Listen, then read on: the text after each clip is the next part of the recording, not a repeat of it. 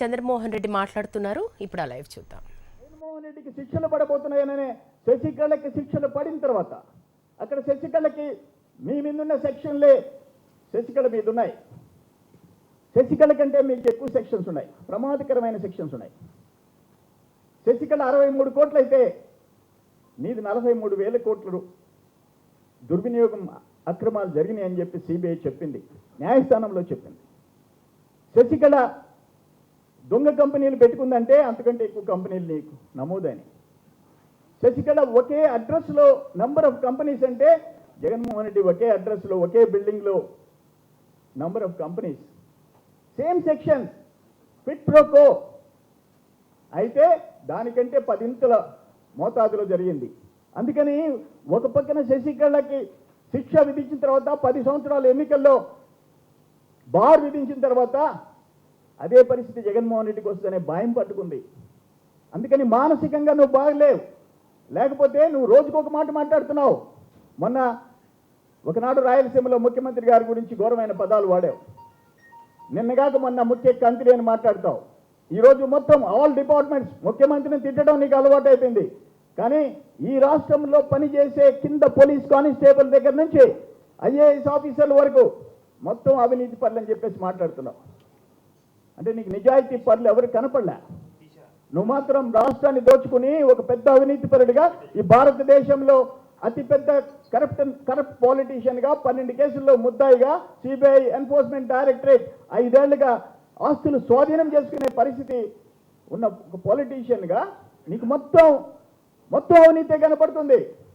అంటే ఉద్యోగస్తుల ఆత్మాభిమానం దెబ్బతినే విధంగా నువ్వు ప్రవర్తిస్తున్నావు. ఇట్స్ అన్ఫార్చునేట్, దురదృష్టం ఇది.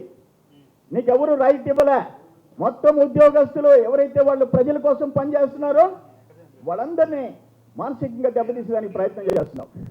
నేనేమంటానంటే చట్ట ప్రకారం చట్టానికి ఎవరు అతీతులు కారు. ప్రభుత్వం తన పని తను చేసుకుంటూ పోవాలి, చట్టం తన పని తను చేసుకుంటూ పోవాలి.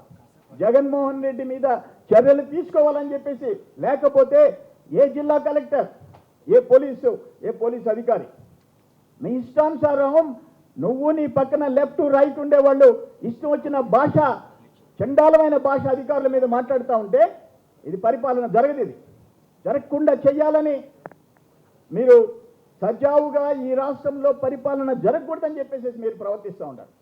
వాళ్ళ మీద తీవ్రమైన చర్యలు తీసుకోవాలి. ఒక జగన్మోహన్ రెడ్డి కాదు, శ్రీకాంత్ రెడ్డి వాడిన పదం, రోజా వాడిన పదం, అందరి మీద చర్యలు తీసుకోవాలి. నేను అడుగుతున్నా, ఒక సామాన్య వ్యక్తి ఎవరైనా అధికారులు పోయి నేరుగా కలెక్టరేట్కి పోయి కలెక్టర్ మీద చేయేస్తే చర్యలు తీసుకోరా? అంటే సగటు మానవుడికి ఒక చట్టం, జగన్మోహన్ రెడ్డికి ఒక చట్టమా? అంటే ఈయన ఎక్కువ కేసుల్లో ముద్దాయిగా ఉన్నాయి కాబట్టి ఈయనకి చట్టాలకు అతీతమా? ఎనిమిది చర్య తీసుకోకుండా వదిలేస్తారా? ఇక ఇది తీవ్రమైన విషయంగా, సజావుగా పరిపాలన జరగాలంటే, అధికారులు ధైర్యంగా తమ ఉద్యోగాలు చేయాలంటే డిపార్ట్మెంట్ యాక్షన్ తీసుకోవాలా. జగన్మోహన్ రెడ్డి, నేను ఇప్పటికైనా ఒక మాట చెప్తున్నా, నువ్వు ప్రతిపక్ష నాయకుడిగా ఒక శాసనసభ్యుడిగా ఉండి ఆ సీటుకే అప్రతిష్ట తెచ్చే విధంగా నువ్వు ప్రవర్తిస్తున్నావు. ఇప్పటికైనా ప్రజలకు క్షమాపణ చెప్పు. నువ్వు ఎందుకు అవుట్ బస్ట్ అయిపోతున్నావు? ఎందుకు అన్కంట్రోల్డ్గా మాట్లాడుతున్నావు? చట్టానికి వ్యతిరేకంగా ఎందుకు ప్రవర్తిస్తున్నావు? ఒక్కసారి ఆత్మవిమర్శ చేసుకో. ప్రజలకు క్షమాపణ చెప్పు, పోలీసులకు క్షమాపణ చెప్పు, రెవెన్యూ డిపార్ట్మెంట్కి క్షమాపణ చెప్పు.